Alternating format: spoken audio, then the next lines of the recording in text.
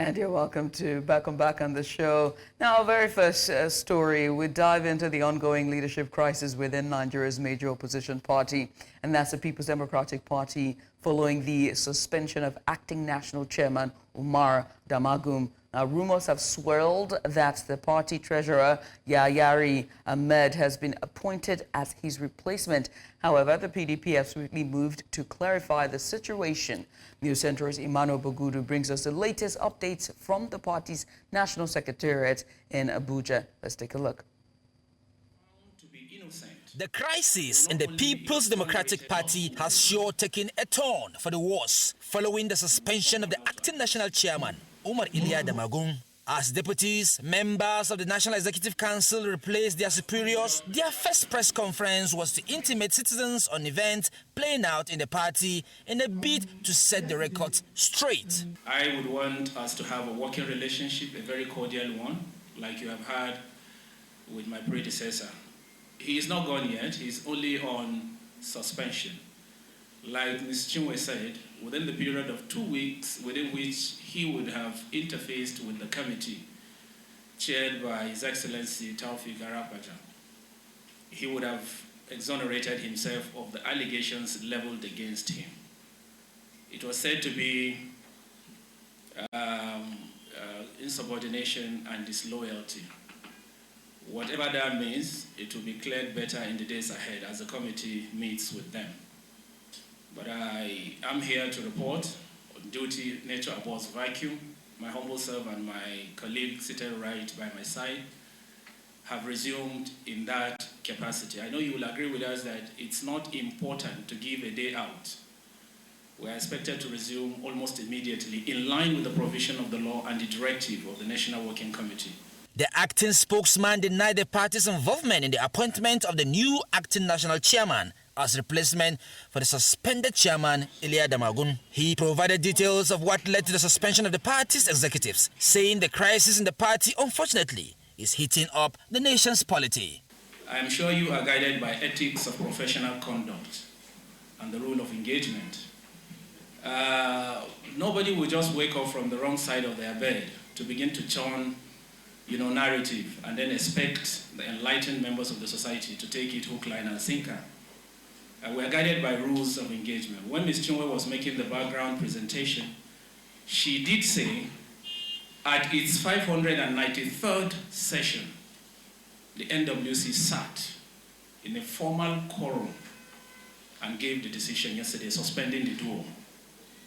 Now, I wouldn't know at what sitting, with what quorum, what number, who are the dignitaries that would have come with that kind of narrative. What I would have expected from members of the pen, given your revered standing in the society, is not to even entertain that kind of argument coming from people that have decided to go against decorum, rule of engagement, and decency. The acting legal advisor of the party provided details of the legal implications of the current crisis in the party. The deputy national chairman North is from the North. That's the current acting chairman, Damagum. So when the national chairman vacated office, so by the provisions of the constitution, he now assumed office as an acting chairman. And you cannot remove him. Like when people go and make statements, he has to act until either you elect a new chairman by a convention. You know the provision of the law. You have to elect a new chairman who now assume office for him to now vacate that office. It has not been done. So people will now go and say Damagum must leave office. He has to be removed from the office. It's not the way, because we are not in a lawless society. The PDP says that it will respect the recent court decision, which mandates Damagum to be replaced by a valid convention. In Abuja, for News Central, I am Emmanuel Bagudu. And now Emmanuel Bagudu is actually joining us from Abuja. I want to say thank you very much for that report, Emmanuel. Now, let's talk about the crisis in the PDP. It seems to be escalating quickly, and the public remains very eager to understand exactly what's next for one of Nigeria's biggest political parties. So, Emmanuel, if you don't mind, if you could take us through exactly what led up to the rumor, starting with perhaps maybe the suspension or even what happened from before there, Emmanuel. Yeah, it's very important for us to also state that Damagum is not sacked. Damagum is suspended for 2 weeks. And very important for also to also state that the current leadership of the party, which is an acting capacity, made it clear that PDP is respecting the court order that says Damagum cannot be impeached except through a convention. So that's very, very important. So that it will be clear. So all they are saying is that all their leadership workings right now is on acting capacity, and that Damagum is being suspended for insubordination and some kind of anti-party activities or disloyalty, as they said. But of course, you remember 2 months ago, a disciplinary committee of the party was set, which was headed by Chief Tommy Kimi, and Chief Tommy Kimi's table now is full of petitions. Was that of the allegations against Damagum, which is, of course, insubordination and disloyalty, and that was what led to his suspension. So for the next 2 weeks, it is expected that the Chief Tommy Kimi's committee will be working very, very hard to actually find out what really happened, what are the evidences, what are the issues, what crime did, what offense did Damagum and his like committed before they can actually pass a judgment or rather a ruling about their standing in the party. And don't forget, the party said they are going to have a convention in December. That is when they are going to have a substantive leader. So for now, it's should be clear that it's just a suspension and it's a temporary one.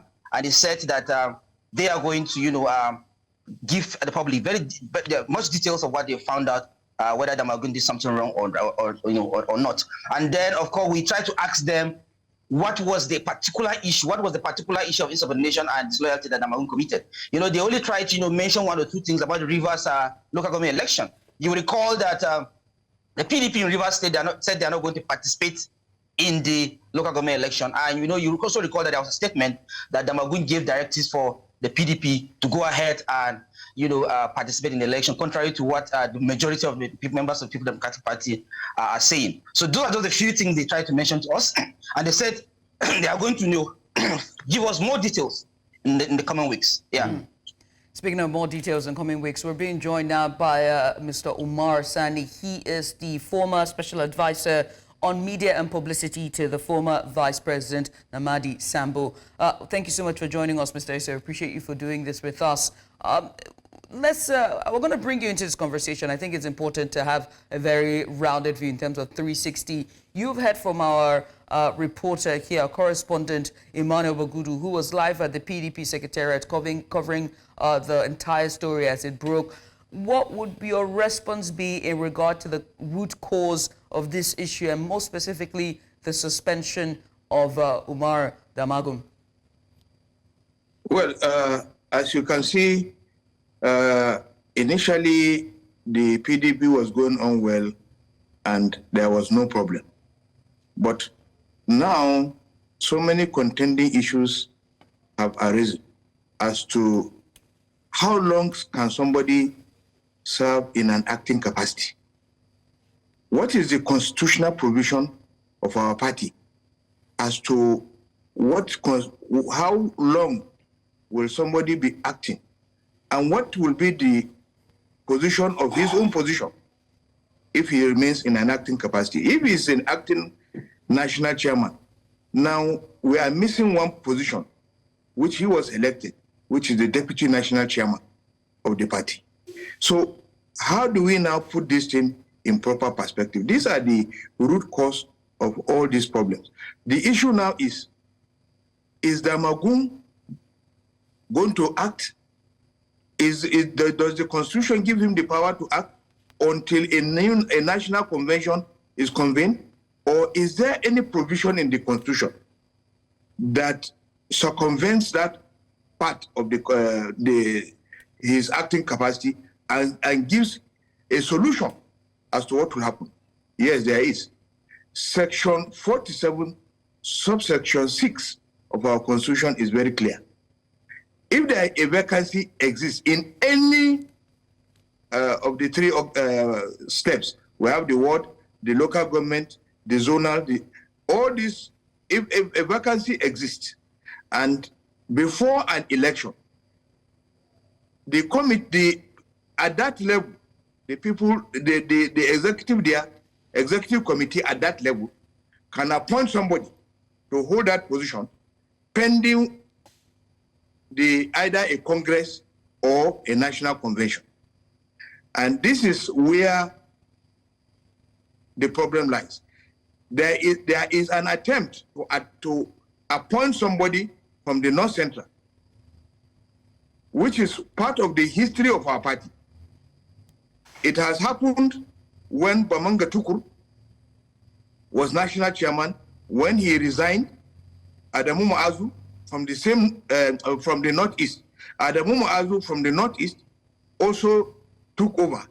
And when Adamu Ma'azu left, Alimodu Sharif, still from the Northeast, took over. So it's a constitutional provision within our party, and it's a hierarchy that we have been doing. So if Ayu resigns, the next person that will come should come from North Central. And it is Alimodu Sharif was done through appointment. Bamanga Tukur came in through election, but Adamu Ma'azu came through appointment. And after the appointment, he was further confirmed at a convention. After Adamu Ma'azu, Alimodu Sharif came by appointment. And after the appointment, he was confirmed at a convention. So there is nothing that makes it different now for the party to appoint somebody as the substantive national chairman from the North Central.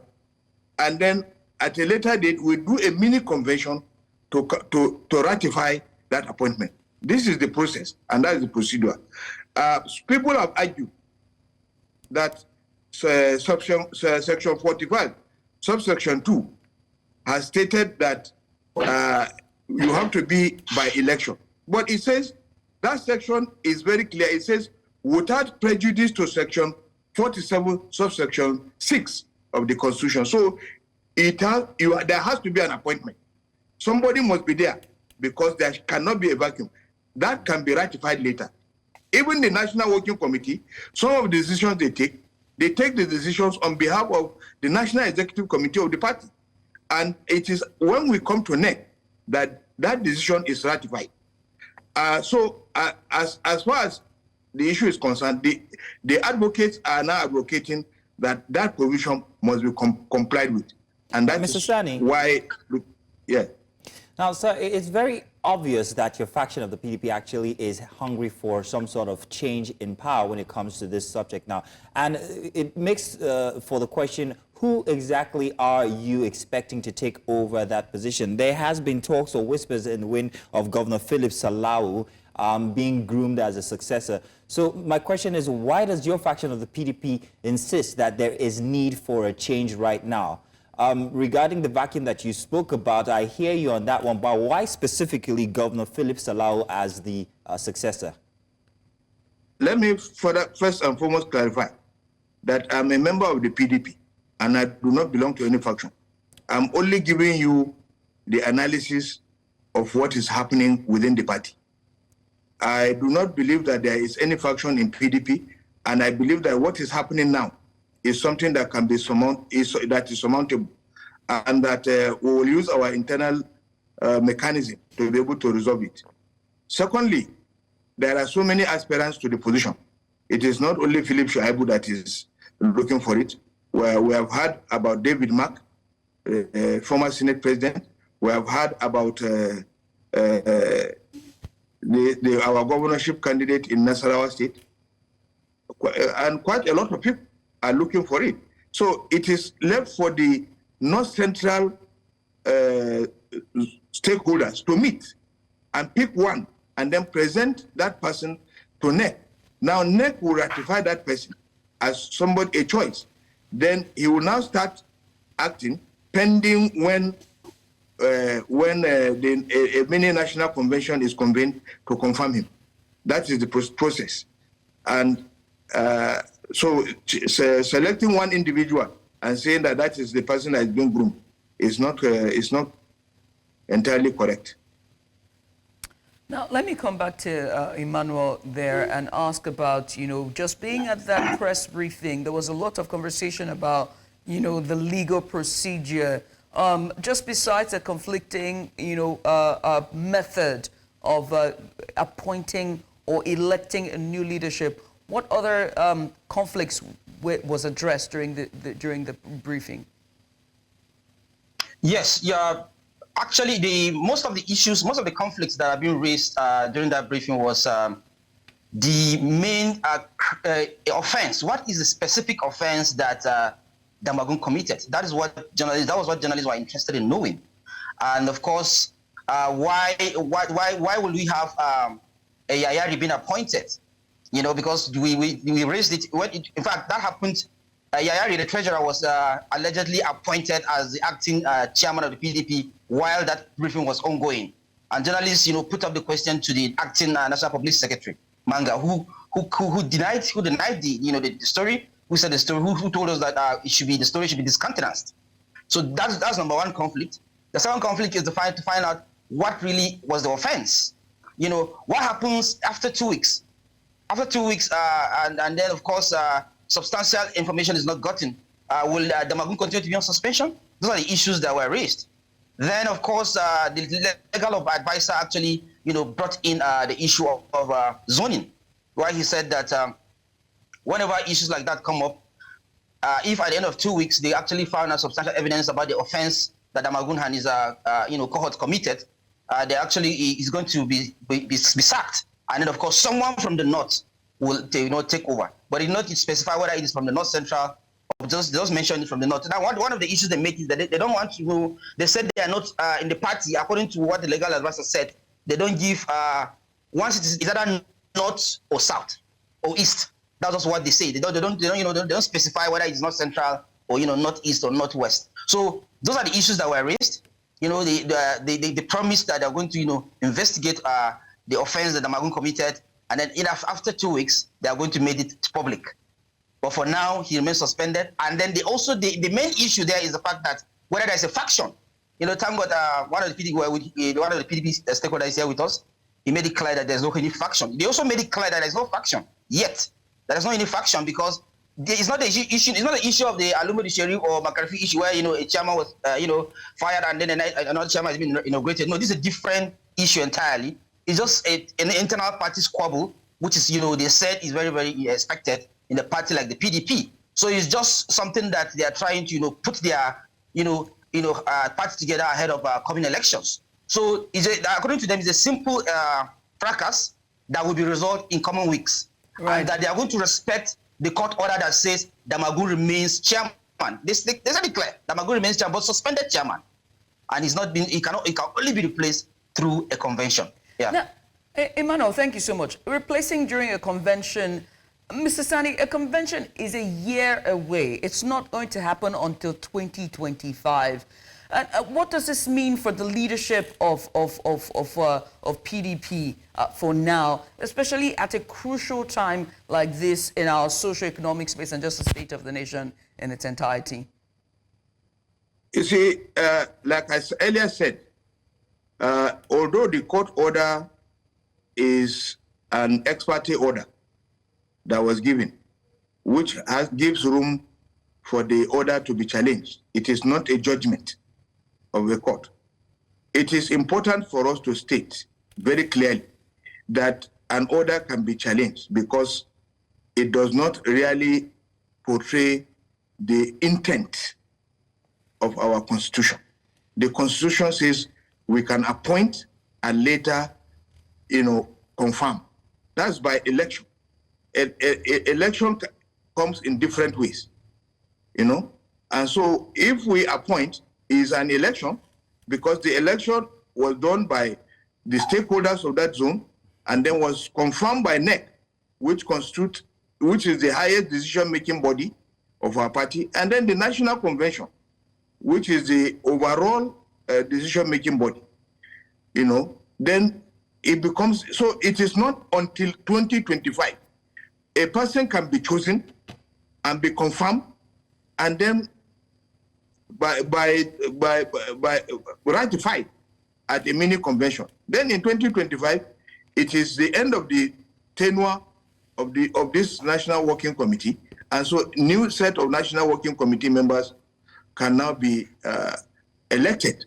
Mr. Umar. But for the court to determine that until 2025, that is delving into the internal affairs of the party, and which the Supreme Court, in subsequent and plethora of cases, have frowned against courts delving into the internal affairs of political parties. Mr. Umar Sani, I please need some clarification here, because the process that you have just described is actually one of selection, not one of election. If you're going to select, as you say, appoint an individual and then wait for a year for him to be confirmed, it goes against the constitution of the party when you look at it from what the constitution states. You need a quorum, you need an election to happen. So if you could please explain that once again, because I find it very difficult to understand.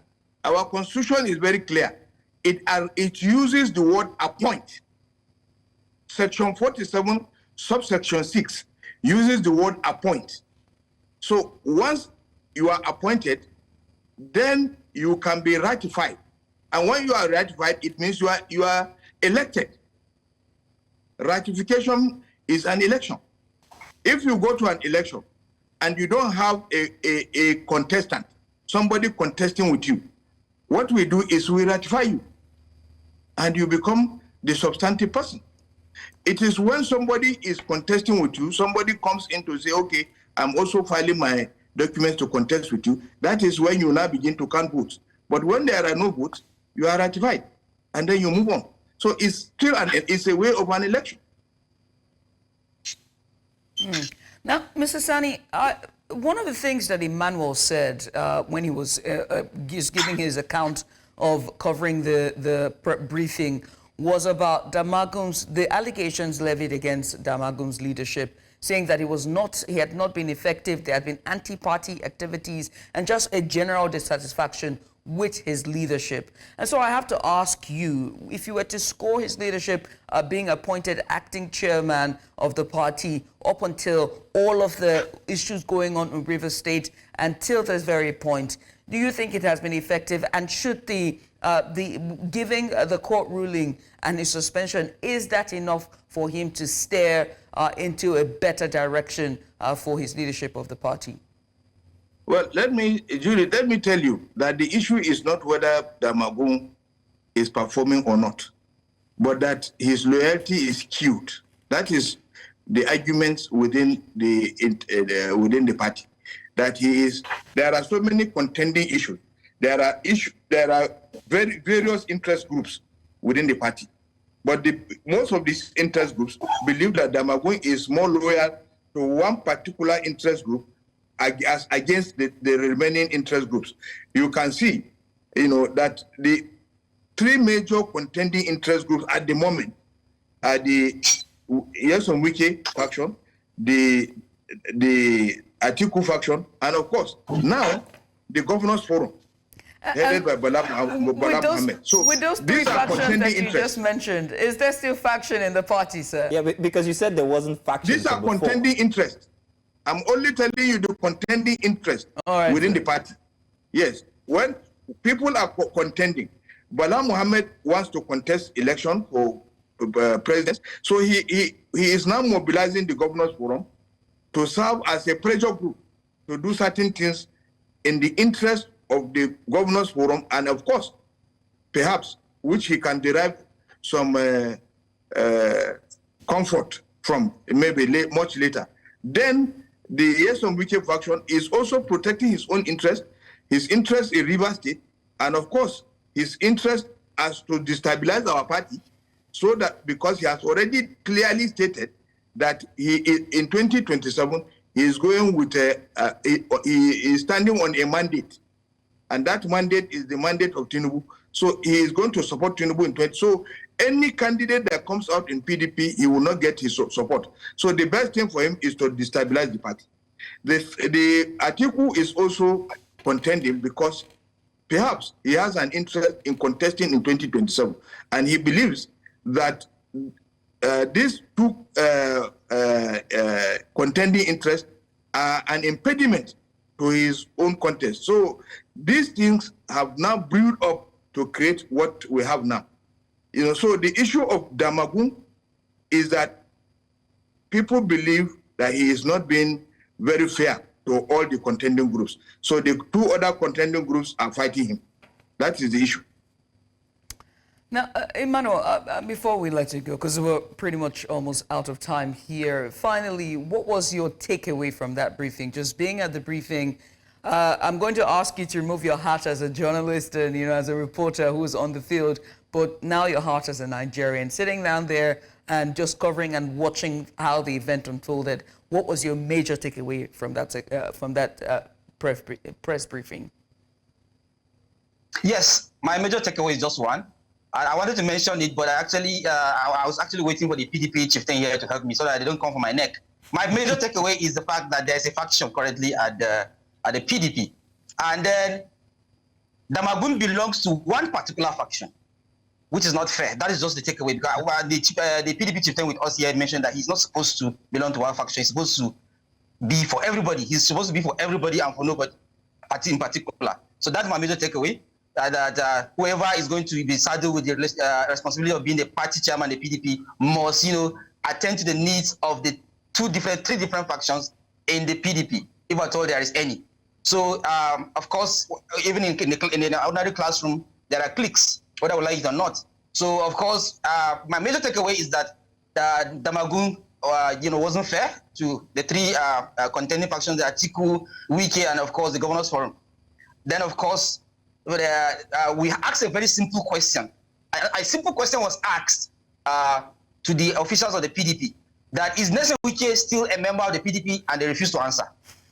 So that makes it clear that that issue must be nipped in the bud if they actually want to contend with other parties in Nigeria. Thank you. Emmanuel, your response really just forms the basis for my next question, and I'm going to ask this one directed to Mr. Sani. Mr. Sani, you've heard Emmanuel's takeaway from it. As an average Nigerian who just wants a stronger opposition against the ruling class, what would be your response to all of what his statement?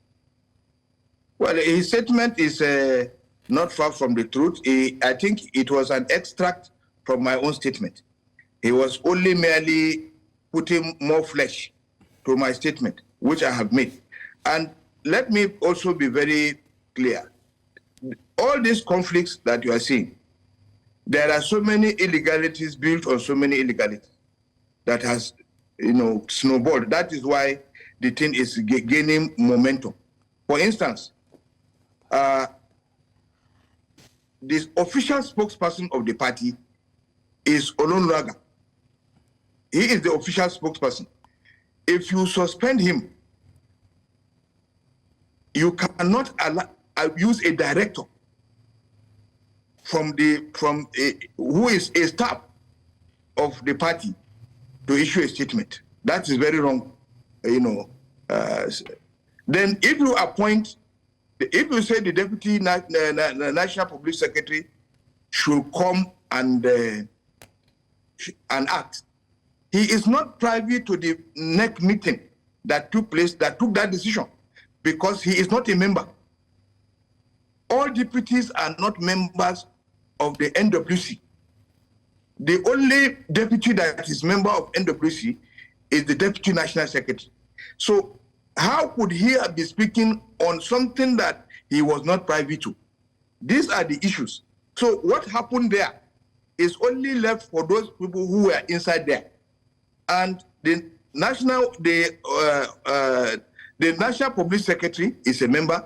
The national legal advisor is a member. The deputy national legal advisor is not a member.